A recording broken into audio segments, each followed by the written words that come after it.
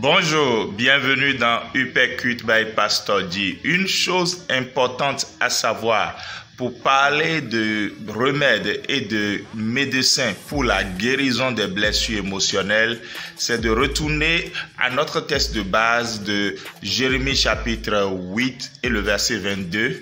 Mais avant de sauter sur ce merveilleux passage de la Bible, nous rappelons que ce que vous avez subi est certainement ce que Dieu utilisera pour que vous puissiez jouer votre rôle en tant que membre du corps auprès de quelqu'un d'autre. Ce qui est sûr, c'est que Dieu n'a pas voulu que vous subissiez cela. L'ennemi voulait exploiter cela. Maintenant, Dieu a choisi de tourner la malédiction en bénédiction, de tourner la douleur en joie, de tourner la cendre en allégresse dans ta vie. Et j'entends quelqu'un dire Amen et taper Amen en commentaire. Jérémie 8, 22, n'y a-t-il point de baume en Galade, n'y a-t-il point de médecin? Pourquoi donc la guérison de la fille de mon peuple ne s'opère-t-elle pas?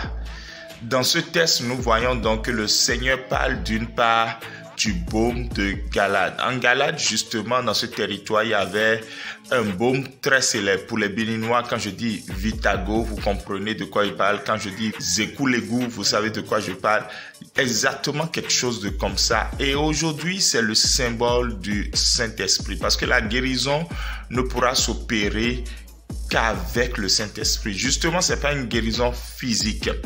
Elle est émotionnelle, elle est interne. Donc, c'est l'Esprit de Dieu qui, au travers des paroles que vous entendrez, qui, au travers des actes qu'on posera vers vous, qui, au travers même de la réflexion que vous mènerez vous-même, opérera cette guérison en vous. Et puis, on parle aussi des médecins. Est-ce que les médecins sont absents pour que la guérison de la fille du peuple de Dieu ne s'opère pas?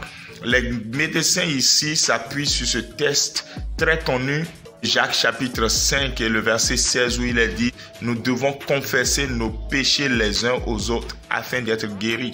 Ici, il s'agit d'ouvrir la bouche, de dire ce qu'on a au fond de son cœur pour obtenir non pas le pardon, mais pour obtenir plutôt la guérison. Ici, il s'agit d'avoir avec soi des accompagnants, des personnes préparées, capables, remplies du Saint-Esprit pour conduire vers la guérison.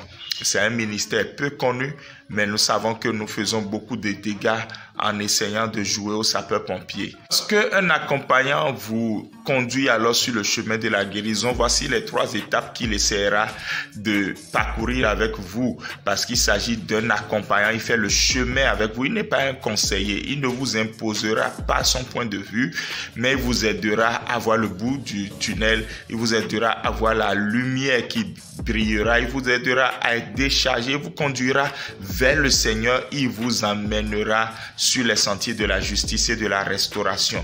Premièrement, il vous aidera à mettre les mots MOTS sur les mots MAUX. Il vous conduira réellement avec confiance, assurance et avec capacité que lui donne l'exercice de son ministère. Il vous conduira à pouvoir parler, à pouvoir vous ouvrir. Au besoin, ouvrir les plaies afin de nettoyer la surinfection pour pouvoir obtenir une vraie guérison. Deuxièmement, il va voir si vous avez déjà parcouru les étapes que nous avons citées hier, c'est-à-dire les étapes de remède. Si tel était le cas, il vérifiera si les remèdes sont bien pris. Sinon, il fera ces étapes avec vous. Vous savez, au temps où les premiers antipaludéens étaient sortis, la prise était compliquée. Il fallait prendre un et puis 8 heures prendre l'autre rigoureusement, sinon c'est que le traitement ne marchait pas.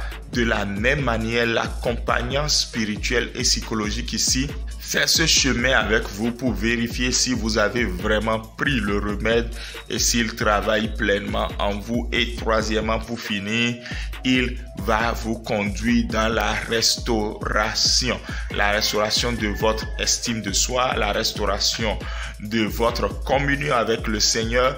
Et au besoin, si vous ne connaissiez pas le Seigneur, il vous proposera justement la marche avec celui qui vous aime, celui qui vous décharge de tous vos fardeaux, celui qui vous guérit et guérit les cœurs blessés.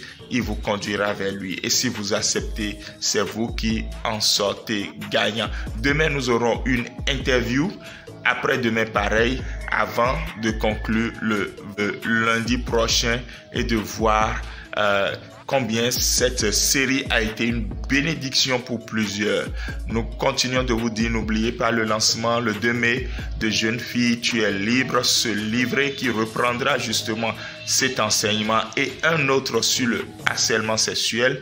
Et puis, il y aura forcément un autre livre qui sera lancé ce jour-là, le tome 1 de Après le oui privé et avant le oui public, qui est une compilation des cours sur le mariage que nous avons donné pendant 13 ans à plus de 300 personnes déjà. Que le Seigneur vous bénisse. Shalom et à demain.